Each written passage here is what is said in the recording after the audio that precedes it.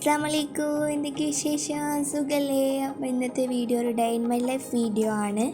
അപ്പോൾ രാവിലെ തന്നെ അതാ ഉമ്മ ചായയൊക്കെ ഉണ്ടാക്കി ദോശ ഉണ്ടാക്കാനുള്ള മാവൊക്കെ റെഡിയാക്കി വെക്കുകയാണ്. അപ്പോൾ ഇതാ മാവ്, വെള്ളവും അരിപ്പൊടിയും ഉപ്പൊക്കെ ഇട്ടിക്കാണ്ടുള്ള മാവ് റെഡിയാക്കി വെച്ചിട്ടുണ്ട്. ഇനി ഇതാ ദോശക്കല്ല് അടുപ്പിൽ വെച്ച് ദോശ പാർന്നിട്ടുണ്ട്. ദോശക്കല്ല് അടുപ്പിൽ വെച്ച് എണ്ണ തൂക്കി കൊടുത്ത് മാവ് പാർന്ന് അപ്പുറത്ത് ഉപ്പാക്കുള്ള കഷായം വെച്ചിരുന്നു. ദോശ വെന്ത് ദോശ അടുപ്പിൽ നിന്ന് എടുത്ത് ചട്ടിയിൽ നിന്ന് എടുത്തു. മാറിപ്പറയുണ്ട്.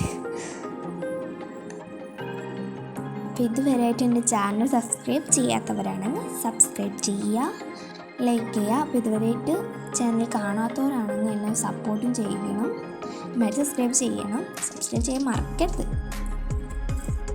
ഇതാ ദോശയൊക്കെ ചുട്ട് കഴിഞ്ഞിട്ടുണ്ട്.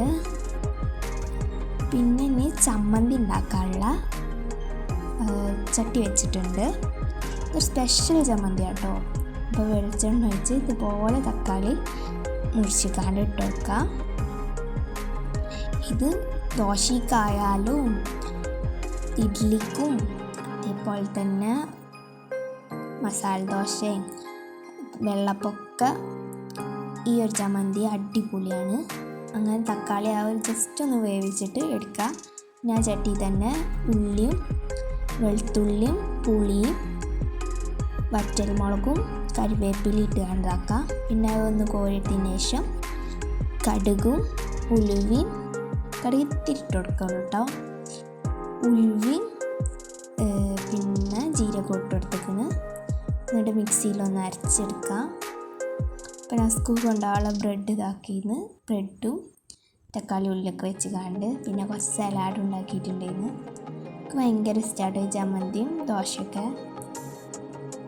ഞാൻ കഴിച്ച് കഴിഞ്ഞ് പിന്നെ മദ്രസക്ക് സ്കൂൾക്ക് പോയി. പിന്നെ ഉമ്മത നെയ്ച്ചോറയിൽ നിന്ന് ഉണ്ടാക്കിയിട്ടുണ്ടായിരുന്നു. അപ്പോൾ നെയ്ച്ചോറും ബീഫ് ചെയ്യുന്നു. അപ്പോൾ വെളിച്ചെണ്ണ ഒഴിച്ച് ഏലക്കയും കറിക്കപ്പട്ടിയും ഗ്രാമ്പൊക്കെ ഇട്ടെടുത്തേക്കിന്. എന്നിട്ടേക്ക് വെള്ളം ഒഴിച്ചെടുക്കാം. അത് കഴിഞ്ഞ് ചോറ് ഉണ്ടാക്കാം. അരി എടുത്ത് കഴുകിയിട്ട് നെയ്ച്ചോറുള്ള അരി എടുത്ത് കഴുകിക്കാണ്ട് ഇട്ടെടുക്കാം. തളിച്ചിന് ശേഷം ഇട്ടെടുത്ത് പിന്നെ അതാ ബീഫുണ്ട്. ബീഫ് മുറിക്കാൻ വേണ്ടി ഇന്ന് പിന്നെ ബീഫിക്കുള്ള തക്കാളിയും പച്ചമുളകും വെളുത്തുള്ളിയൊക്കെ ഇതാക്കി വെച്ചിട്ടുണ്ട്. അതിലേക്ക് മഞ്ഞപ്പൊടി മുളക് പൊടിയും ഉപ്പൊക്കെ ഇട്ടെടുത്തിക്കാണ്ട് നല്ലോണം മിക്സാക്കുക. പിന്നെ ബീഫ് ഇട്ടെടുത്ത് പിന്നെ കുരുമുളക് ഇട്ടെടുക്കുക. അത് കഴിഞ്ഞ് വൈകുന്നേരത്തിനുള്ള കൂട്ടാൻ മരി ഉണ്ടാക്കുന്നതാണ്. താളും പുളിന്ന് കൂട്ടാൻ.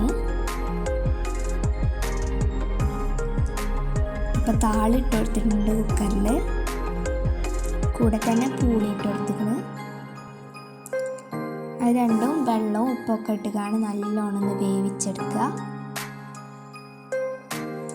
ബാക്കി വീഡിയോസ് എടുത്തിട്ടില്ല. ചമ്മന്തിയൊക്കെ ഉണ്ടാക്കിയാണ്ടേക്ക് പറഞ്ഞിട്ടുണ്ട്. അപ്പോൾ ഇത്രയേ ഉള്ളൂ, ചെറിയ വീഡിയോ ആണ്.